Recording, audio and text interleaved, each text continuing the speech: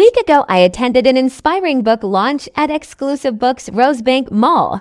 Hashtag African Leadership.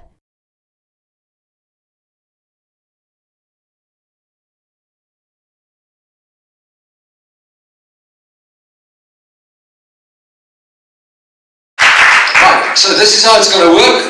We've got a couple of agenda points we would like to cover. We're going to ask the authors to respond to those, the editors and authors to those agenda points, and then afterwards, how did the book come along? Why the book? A very good question. So I have the two of my co-editors here. They are the originators of the idea of the book. So they invited me to the endeavor of originating the book. So I got there. They talked first. I normally talk last. I don't talk too much unless if I'm in class for some reason. But my family will disagree with that. But, but I know I don't talk too much. So at the origination of the book, there is a very popular statement that we all know about. But as we were talking, I was saying to myself, we need to put some things in writing. Maybe people don't know about us, but I'm very sure people know about this phrase which says African solutions to African challenges. But as we were talking with Dr. Srika, I was saying to myself, I think everybody knows this, but maybe there is a how. So as researchers, if we don't put it down, they may never know the how part or to satisfy these African challenges, African solutions for African challenges. Then further, I also said, now look, we all know, or it is highly documented that the African continent is the youngest or the youthful population. Then we're like, well, we need to dream here. It may not be a reality in our time, but we need to put it in writing so that they know we have to put footprints so that they know what to follow. Otherwise, they're going to fall in a pit. That's how I picked from the originators, my two colleagues sitting with me here.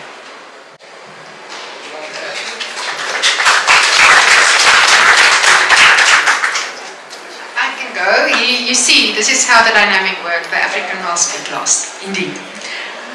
Lucy, Joyce. The wider book, it's a question and a half that, and it took me back a long time. I finished my doctorate in 2008. I'm a grandmother now, a proud grandmother. And I was extremely arrogant and got this prestigious prize from the Academy of Management for one of the best contributions internationally to the field of study of management, spirituality and leadership, and I was really chuffed. Ended up in a research project in Mali, the third poorest country in the world then, and not one of the theories that I so proudly espoused, on identity and how a system that is Muslim, Russian, communist, where French is the language of the management and the local people speak Bambara, which is an oral symbol language. Nothing that I was taught worked. I learned so much from that experience that I really wanted to conceptualize or work with what is African leadership in its very core, in its nature. And in visiting quite a few different countries and being taught by my friends in different spaces, it wasn't the same either. The phenomena is so unique but also so complex, but also so centered and wise. So, yeah, we went to a local coffee shop there in Randburg where I stay. It's Paputsi's. Those of you that haven't been there, I do business there. It's lovely. And we dreamed up being here tonight with all of you. And it's a lovely, lovely space to also contribute this with my two colleagues. We have done different things in different spaces before. I think we are on a shared purpose to try and do human better. And then with regards to the specific book, why now as well, the time is now, I guess, is the disconnect that we felt sit between what the world put on constructs like Ubuntu and themes like that, and how it's really embodied, and what it means to the people, the children of Africa, and the importance that it's not soft so much, it's also hard. That difficult decisions can be made here with strength. But that we are also not excluded from the globe, right? We cannot just say, hey, listen to us, we are Africa. There's also a rest of the world as well. And to take up that responsibility for our children, our grandchildren, and those that came after us is particularly important, I guess. Africa is soft, I guess, and therefore a story, it's narrative, and therefore the narratives also from my side, from Alan and Lucy and Joyce. Yeah, that's why the book. I think the time is now. Lucy, would you like to add? Or? Good evening, everyone. So good to see so many of you. Many of the leaders that have taught me leadership are sitting here amongst us. So I'm so grateful that you're all here. There's my bishop here right in front of me, he's looking at me, so I better behave. So what a joy that you've joined us for this journey. It's been an incredible journey for us, and we hope you could share in the feeling and in the reading and in the journey that lies ahead. I think the important answers have been given. Can I just say 3 statements and then I'll leave it? I think Africa is not underdeveloped. It has been structurally and positioned at the margins of global power. And there is no greater time that we saw that than when aid was cut. That we don't have voice, we don't have leverage. And what is our leverage? And the issues of how well is Africa coordinated in terms of thinking, in terms of leadership, in terms of how it relates to the global powers around us. That question about how does Africa own up its space, its thinking, its agency, and become the power that it can be in the world, that's the critical question. And as we circled around that question, most of the philosophies in Africa circle to one place. Begin with human beings before you think systems, before you think economics, before you think politics. If you start with the human being, create a sense that the people that you are leading are part of the journey of going towards where you want them to go and the proceeds of where you want them to go. So Africa has been taken for a ride for many moons. So because Africa needs a different style and a different way of leading in the kind of current context. My second statement is, we live with the illusion, I don't know in your context, but we live with the illusion that in Africa, when somebody is elected into power, they wake up the next day with a bag of wisdom. And they wake up and they are the cleverest people. They are going to tell us about what we're going to do with policy the next day, as soon as they are elected. So the election machinery makes people have doctorates and all sorts of things overnight. And somehow Africa needs to be led not only by those that are politicians. So the raising of the aptitude of the leaders that lead behind all of those people that lead in front, and the capacity and the consciousness that shapes those that run our systems, our governments, our institutions. If you run a public institution, how does the African child benefit? If you run a government institution, what does it mean for the child that walks 5 kilometers to school every morning? Those questions, and sometimes once we, the black ones, have succeeded. We have a form of amnesia that we forget about the children that still need to be raised out of the corners of this continent. I think that should suffice for an answer. Why the book? Thank you very much. So, about 2 weeks ago, I think 2 editions ago, The Economist ran an article about Africa and the situation in Africa at the moment and in the promise it holds for over the next few years. And it's not the first time, by the way, that they've run that sort of articles, but we've had false dawns from time to time in that respect. But if you look at the moment in Africa and some of the examples they've mentioned there, we have this fantastic new airport that has just been opened in Angola, Luanda. The oil fields off the Namibian coast. You look at Dangote's refinery outside in Nigeria, which is at this stage already, and it's not even fully in production, is already the most profitable refinery in the world. Outside Addis Ababa, 2 weeks ago, they started with the construction of an airport of $12.5 billion US, which will carry and will have facilities for 60 million passengers per annum in 2030.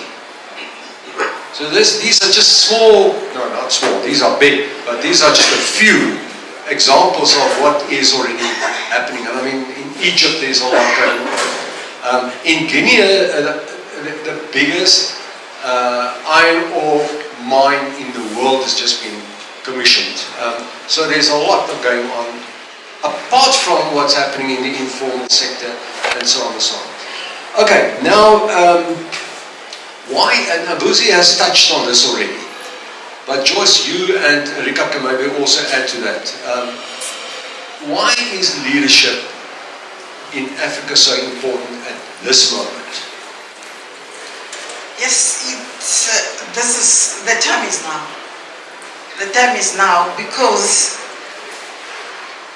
it's the time that as Africans we must claim our Africanness, and we must also stand for what we believe in. So we're writing in the book to say, as leaders, all of us are leaders. Every other individual is a leader. But we are saying, or I'm saying in one of the chapters, all of us needs each one of us here. So we need to put our minds together. We need to understand exactly what we want to be known for or as Africans. What do we stand for on the global platform?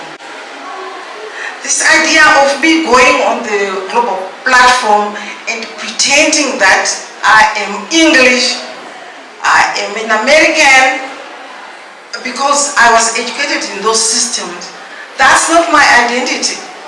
It's creating conflict in me when I have to go home and be the real Joyce. So we are saying, let's have a collective African identity and let's love it. That's who we are. That's us. So in terms of leadership, I am saying this leader, this person whom we call a leader, their individuality does not matter because they are working in a pool, in a community, or in an organization where there are people. So leadership itself fundamentally involves leaders and followers. If one of those two things is not there, then there's no leadership. So there must be the individual who is in a community, whom I'm calling the me in one of the chapters. That me is a cross-functional, cross-cultural conductor. He must understand all the levels, from the grassroots going up. And when that person must actually be dedicated to these things. I like what Dr. Vusi said, that the people he has trained are here. So we can see the impact of what he's doing as a leader. So we also, I think with my co-author in one of the chapters, Reverend Mokmoti, we were dreaming that this Africa that we want to see, we hope no one will wake, I hope by the time we wake up, it will be a reality. So we want this person to really go down and understand what people's issues are. But he's not alone, he has got everybody else, because each one of us needs each one of us. And the other recommendations that we put in the book is now we are operating at a global level. So how does this individual take the African group with him to participate at the global level? So we brought in another angle where I'm writing about decolonizing leadership thinking, to say, now, okay, we know you've been schooled in those other places, but there is this reality of coloniality that is persisting. So how do you handle it as a leader? So you need to go back to the people and tell them a story that is exciting, a story that is showing us in our dream that reality, that if we do this together using collective consciousness and collective intelligence, we'll definitely get there.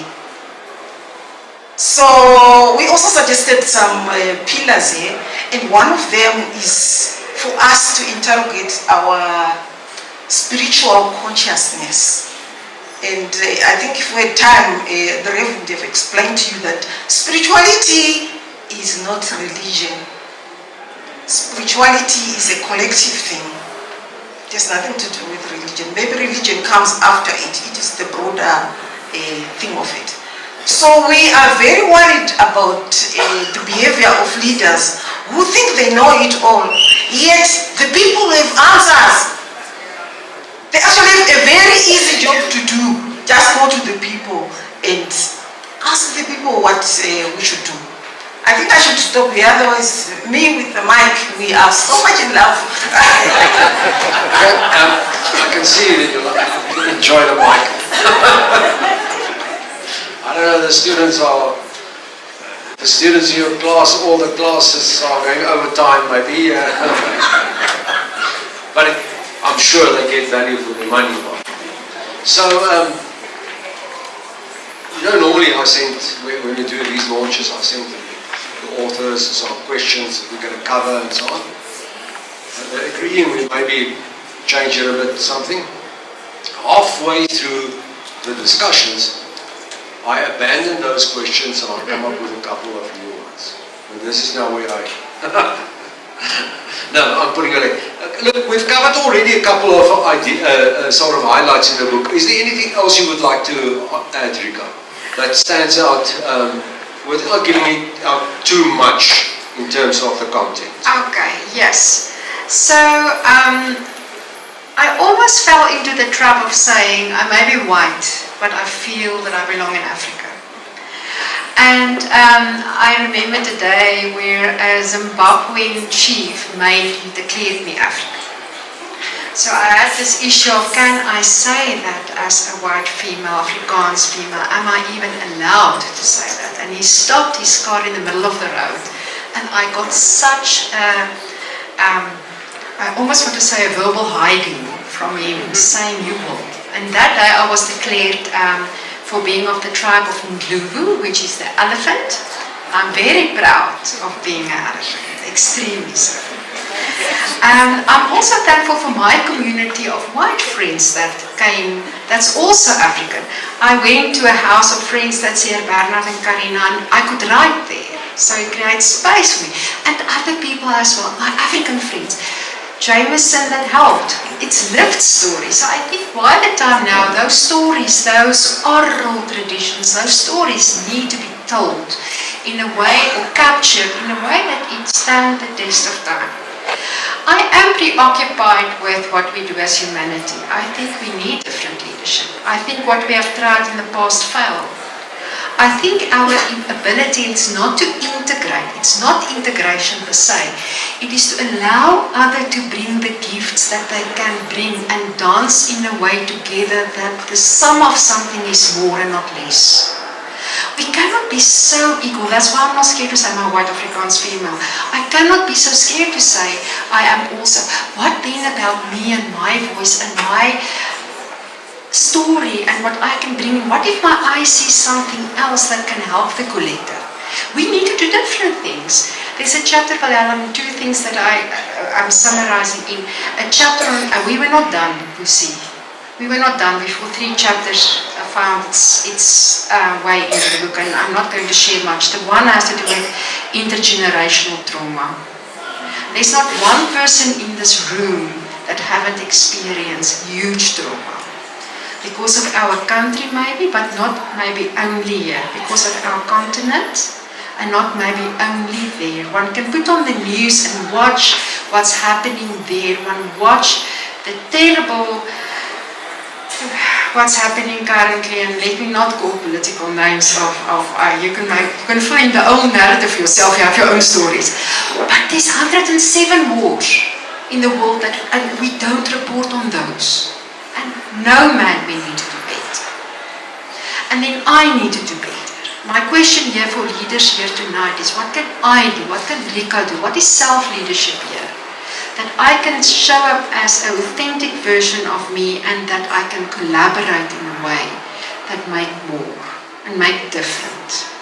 So I think the time is now, Alan. Thank you, Rika. My criticism, before I go to you, Lucy, for many, well, I can now say decades, is that we tend to, in South Africa, when we come to leadership and management education, we tend to take photocopies from the Western European management programs, and we just offer that to them. I mean, I've been trained, well, I want to say the best business school in the country, but let me say one of the best, Stellenbosch. Yeah? So they teach us humility there firstly. Yeah?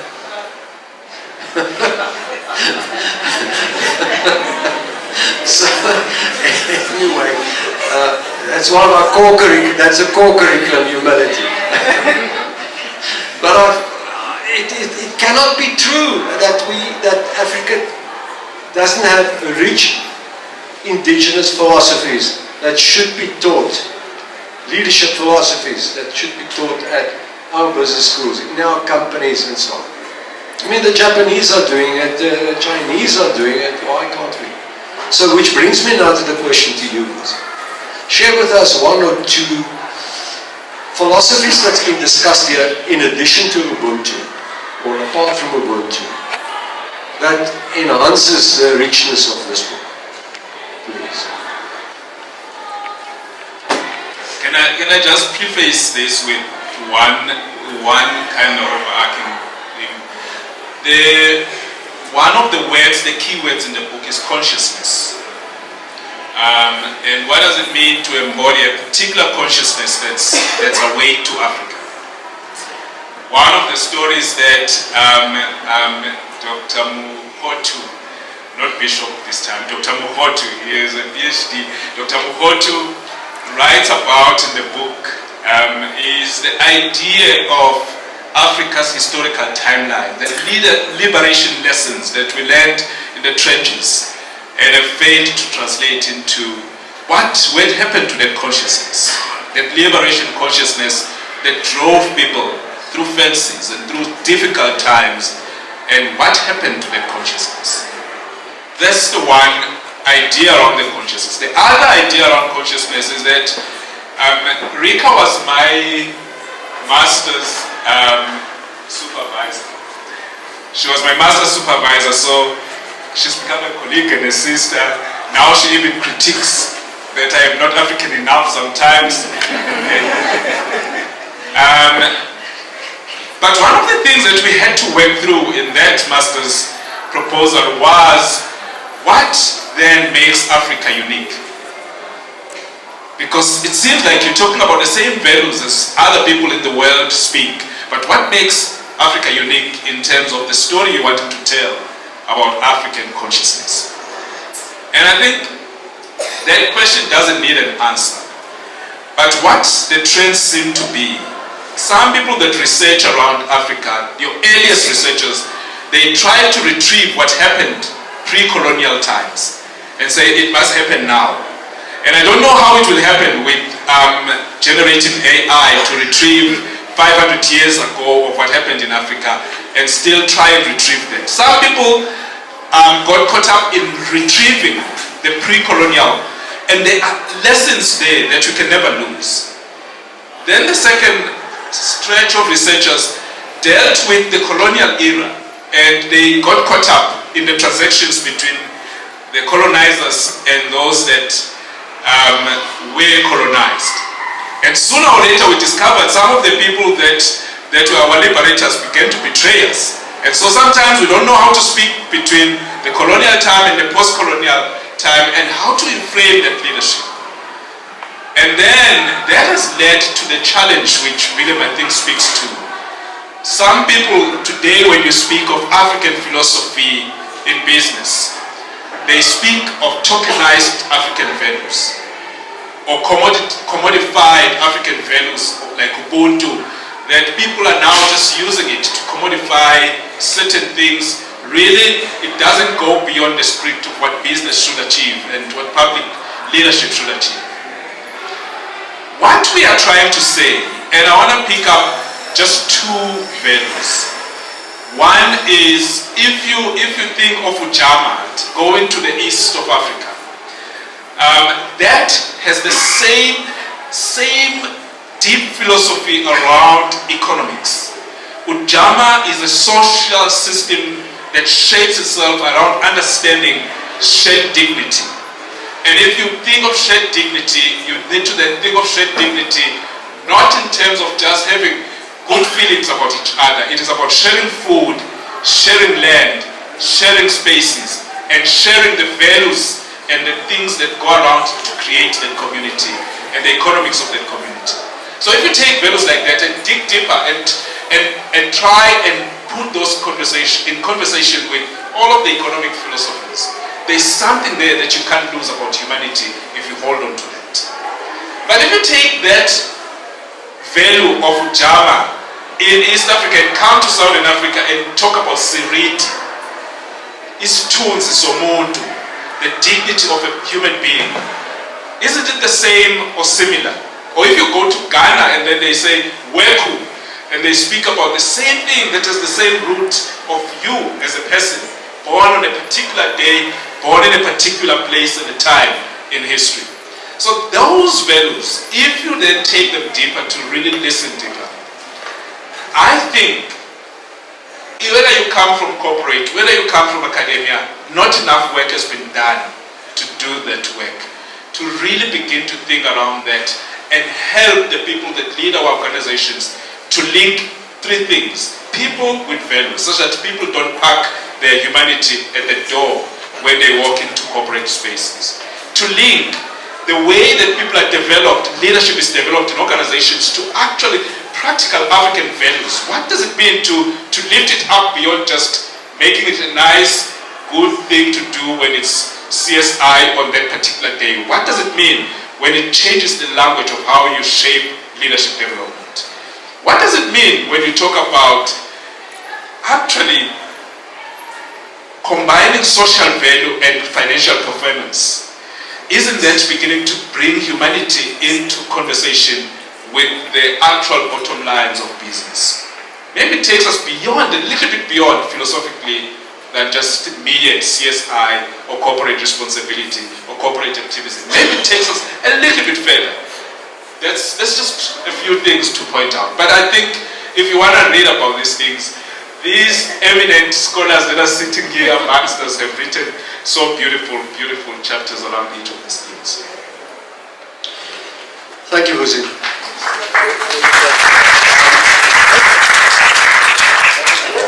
We have a time limit here at Exclusive Books, so I'm going to start wrapping up.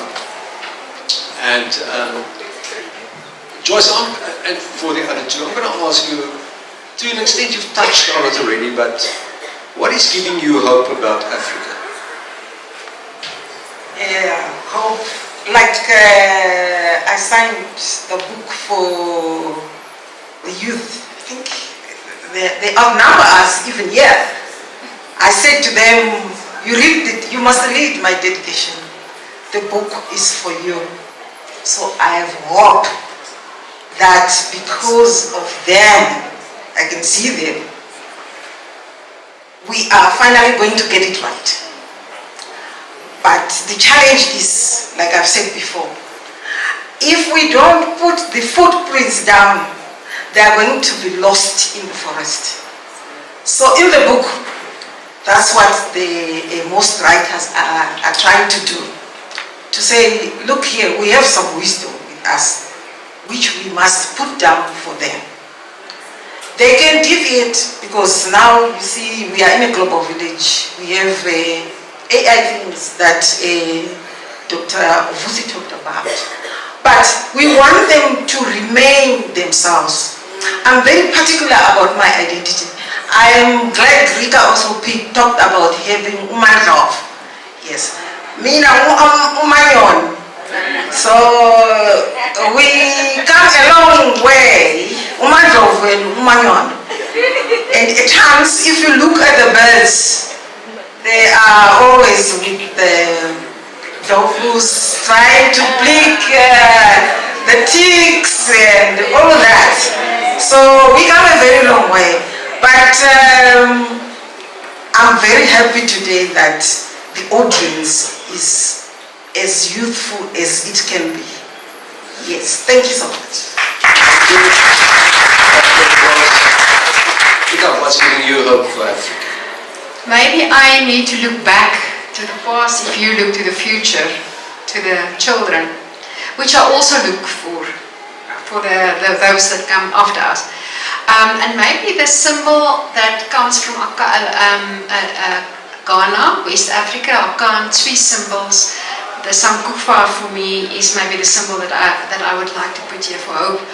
And the Sankufa is a symbol of a goose that looks back, and there's a little dot on his back. And then the people of Ghana tell us that there's no shame to look back. The shame is not fixing it or dealing with it.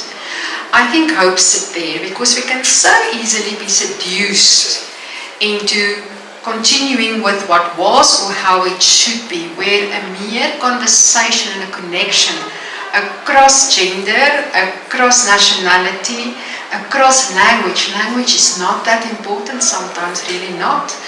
And across actually just identity maybe, or consciousness even, can really help both to be transformed. Carl Jung said if two people meet and they really meet, they are never again the same. Transformation has happened. So I'm really hopeful for you that offer your evening in this way to come and be here. I know how far some of you have driven. I see Prof. Michelle came in all the way from Pretoria. So long ways and long journeys for you to be here. Thank you for doing that. And then spending your evening in a way like this. Also the way in which the contributors just contributed. When we invited, they came. And beautifully so. Beautifully so. So, Alam, I'm really hopeful that you publish this too, that you started with a book on Africa and management, and now it's a book on African leadership. Wonderful. Thank you very much. Thank you.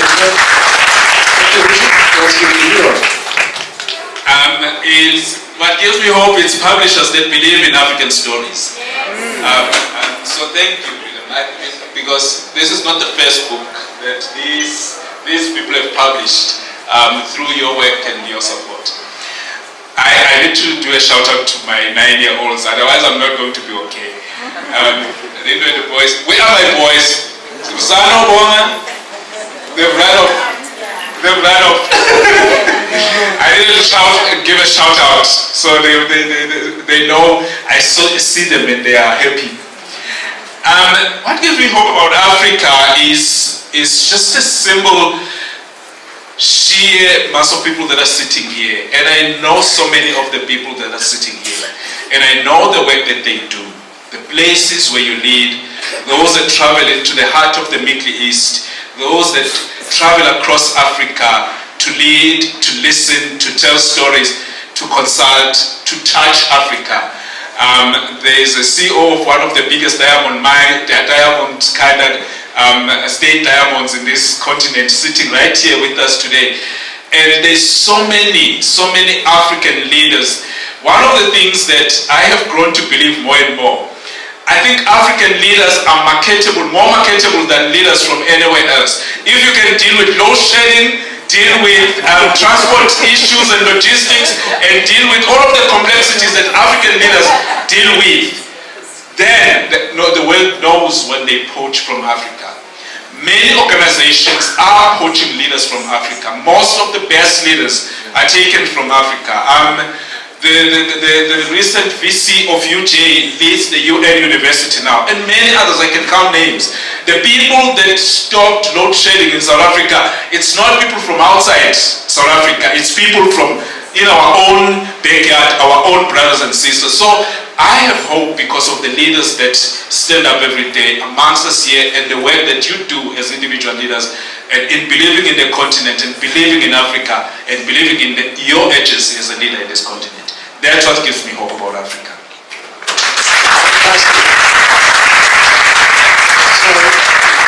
So, to briefly come to a conclusion, you remember that during COVID and in the immediate aftermath of COVID, there were a lot of discussion about how fragile the human being is. And that we should put the human being back at the center of the organization.